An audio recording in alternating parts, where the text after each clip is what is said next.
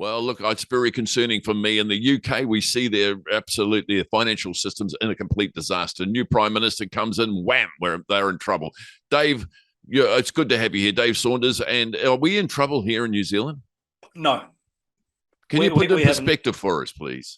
We haven't had someone coming in as a new prime minister and new finance minister, whatever the fancy title they have for their finance minister, and do something that is bordering on batshit crazy. So I think we're all right.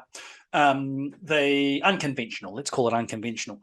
They've come in and essentially gone, hey, we're going to do some stuff to reduce our income, cut the top tax rate. We're going to increase our spending by flicking subsidies at energy firms. We're not sure how we're going to pay for it. And the markets, the financial markets have essentially punished them for that.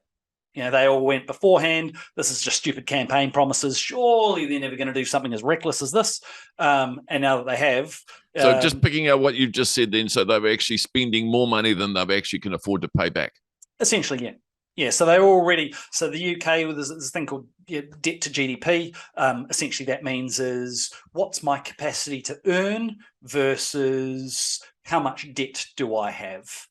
We all can relate to that, and that's put it in very clear language for us. 100%. So what happens in New Zealand then? How's our debt to gross domestic profit? Lower. For government debt, New Zealand, we have really high household debt, and we spoke about this yonks ago, how our mortgages and credit card balances are too big. But we've got really low government debt, by world standards, low government debt, versus the UK. They're approaching 100%. Yeah, pretty close to 100% debt to GDP ratio. So lots and lots of debt. And essentially what they've done is they've gone, hey, we're going to borrow some more money.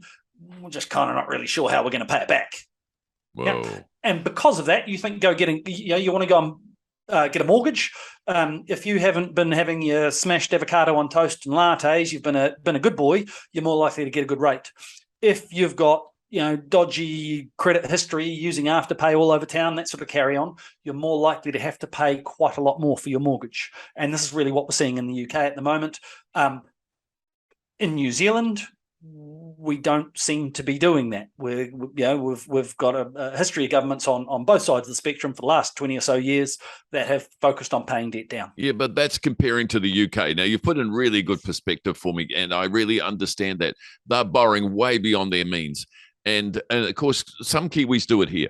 They've got a huge mortgage on their house. They're struggling to bloody put food on the table. Then they go and buy a brand new car. Absolutely stupid. And that's what UK's done. Whereas here in New Zealand, we've got some good money in the bank.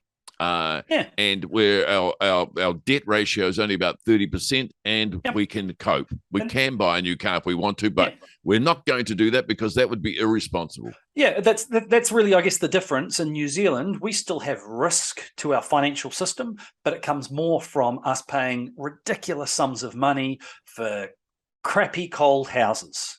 Yeah, we've got big mortgage, big personal debt, rather than governments going, hey, we'll borrow money and throw more fuel on the fire.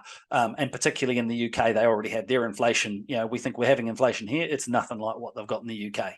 So and essentially what we're seeing at the moment, more fuel to the fire. So compared to the UK, we're doing well. Good on you, Dave. Look, some more wise words from Aotearoa Advisors, Dave Saunders. Thanks very much, my old mate.